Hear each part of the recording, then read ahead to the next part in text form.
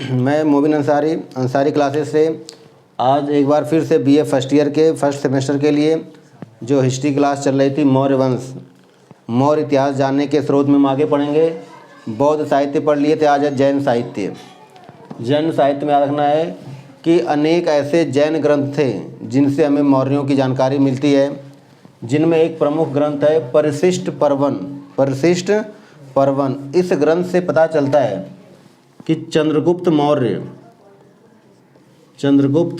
मौर्य मोर पालने वाले के घर पैदा हुआ था। ठीक है, मोर पालने वाले के घर पैदा हुआ था। इसका मतलब कि चंद्रगुप्त मौर्य का नाम मौर्य क्यों पड़ा, तो ऐसा माना जाता है कि ये मोर पालने वाले के घर पैदा हुआ था, इसीलिए इसे नाम दिया गया मौर्य। ये जानकारी हमें कहाँ से मिली, तो परिशिष्ट पर्वन। ये पहला पॉइंट हो गया कि जैन साहित्य में एक प्रमुख ग्रंथ है परिशिष्ट पर्वन। इससे हमें मौर्यों के बारे में जानकारी मिलती है और ख़ास करके चंद्रगुप्त मौर्य के बारे में, और पता चलता है कि यह मोर पालने वाले घर पैदा हुआ था, इसलिए इसे मौर्य कहा गया। दूसरा एक प्रमुख ग्रंथ है भद्रबाहु चरित्र, जिसको किसने लिखा था, तो भद्रबाहु ने लिखा था। ठीक, भद्रबाहु कहा जाता है कि इससे भी हमें चंद्रगुप्त मौर्य के बारे में जानकारी मिलती है।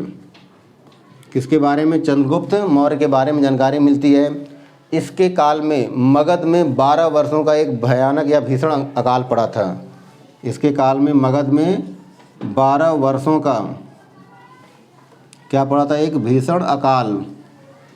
ठीक, इस अकाल से कहा जाता है कि इस अकाल के दौरान चंद्रगुप्त मौर्य ने मगध को छोड़ करके दक्षिण भारत चला गया, और दक्षिण भारत में कर्नाटक में एक जगह है श्रवणबेलगोला। कहा जाता है कि यहीं पर, इसी स्थान पर चंद्रगुप्त मौर्य ने जैन धर्म अपना लिया। ठीक है, जैन धर्म अपना लिया और संलेखना विधि का प्रयोग करते हुए विधि का प्रयोग करते हुए अपने प्राणों को त्याग दिया। तो याद रखना संलेखना क्या है, तो जैन धर्म की एक ऐसी प्रणाली जिसमें जो भी जैनी व्यक्ति होते हैं वो अपने अंतिम समय में अपने भोजन पानी को त्याग देते हैं और धीरे धीरे अपने प्राण भी छोड़ देते हैं। तो याद रखना कि भद्रबाहु से क्या जानकारी मिलती है, चंद्रगुप्त मौर्य कौन सा धर्म अपनाया, जैन धर्म, कहाँ चला गया, दक्षिण भारत के श्रवणबेलगोला में, और किस पद्धति द्वारा अपना शरीर या अपना प्राण त्याग दिया, तो संलेखना। इसमें तीसरा जो सबसे महत्वपूर्ण ग्रंथ है भगवती सूत्र। बताना है कि जैन साहित्य में एक प्रमुख ग्रंथ है भगवती सूत्र। भगवती सूत्र से हमें 16 महाजनपदों की जानकारी मिलती है। 16 महाजनपदों की जानकारी मिलती है, और इसी 16 महाजनपदों में मगध सबसे प्रमुख महाजनपद था, जहाँ चंद्रगुप्त मौर्य ने शासन किया। तो इस तरह से मौर्य इतिहास जानने का एक प्रमुख स्रोत जैन साहित्य है। तो मौर्य इतिहास जानने का नेक्स्ट स्रोत क्या है, पुराण। तो बताना है कि पुराण क्या है, पौराणिक कहानियाँ जिसमें अनेक ईश्वर के अनेक अवतारों की या रूपों की व्याख्या होती है, कहानियाँ होती हैं। पुराणों की कुल संख्या 18 मानी जाती है। पुराणों की कुल संख्या 18। इसमें जो सबसे प्राचीन या सबसे पुराना जो पुराण है, जिसका नाम है मत्स्य पुराण। ठीक, मत्स्य पुराण। और उसके साथ साथ जो नवीन पुराण है, नवीन पुराण, ठीक, इसका नाम है ब्रह्मवैवर्त पुराण। ठीक, इनके साथ साथ कुछ अन्य पुराण जिसमें वायु पुराण, विष्णु पुराण, गरुण, भागवत इत्यादि पुराण हैं। इनमें से हमें विष्णु पुराण से मौर्यों के बारे में जानकारी प्राप्त होती है, और पुराणों में भी ये बताया गया है कि मौर्य निम्न जाति के थे। पुराणों में क्या बताया गया है कि मौर्य निम्न वंश या निम्न जाति के थे।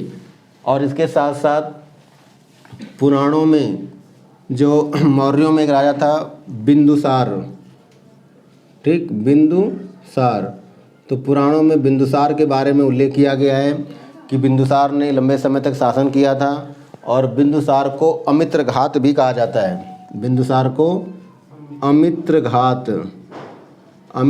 का अर्थ है जो दुश्मनों का नाश करने वाला हो। ठीक है, तो याद रखना है कि हमें पुराणों से मौर्य वंश के बारे में जानकारी मिलती है और मौर्यों में भी विशेष रूप से बिंदुसार के बारे में जानकारी मिलती है।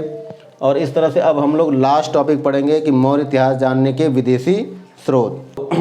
मौर्य इतिहास जानने का लास्ट जो पॉइंट है विदेशी विवरण।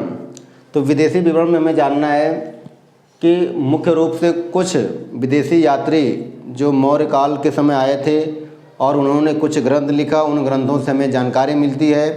इन विदेशी यात्रियों में जो मुख्य यात्री आए थे वो यूनानी रोमन लेखक अर्थात यूनान और रोम के लेखक थे। उन्होंने मौर्यों के बारे में कुछ लिखा है, जिसमें सबसे पहले बताया जाता है कि कुछ विदेशी राइटर थे, लेखक थे, जिन्होंने चंद्रगुप्त मौर्य को सेंड्रोकोटस या एंड्रोकोटस कहा है। क्या कहा है? सेंड्रोकोटस या एंड्रोकोटस कहा है।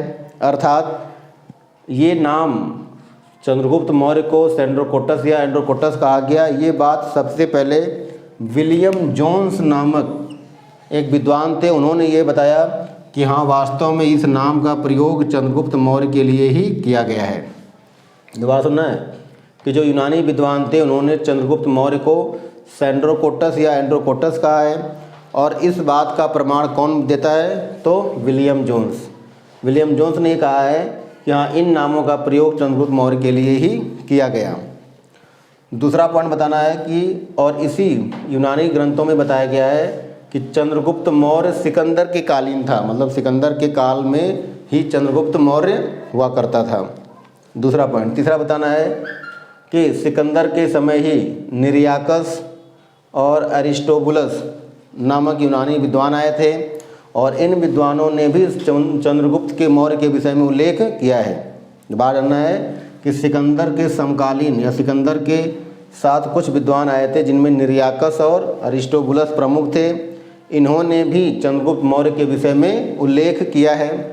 इसके साथ साथ कुछ और विद्वान जिनमें स्ट्रैबो, प्लिनी, प्लूटार्क, जस्टिन और उसके साथ साथ मेगास्थनीज, जो कि मैं पहले बता दिया हूँ कि मेगास्थनीज, इन विद्वानों ने भी मौर्यों के बारे में बताने का प्रयास किया है।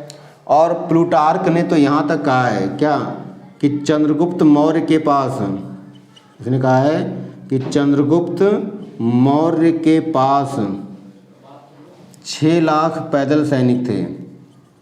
6 लाख पैदल सैनिक थे।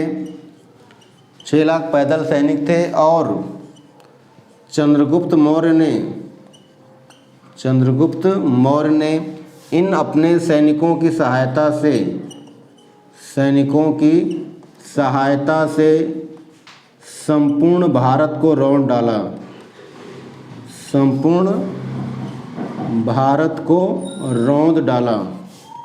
ठीक, तो इस तरह से हमें मौर्य इतिहास जानने का जो प्रमुख स्रोत था वो कंप्लीट हुआ।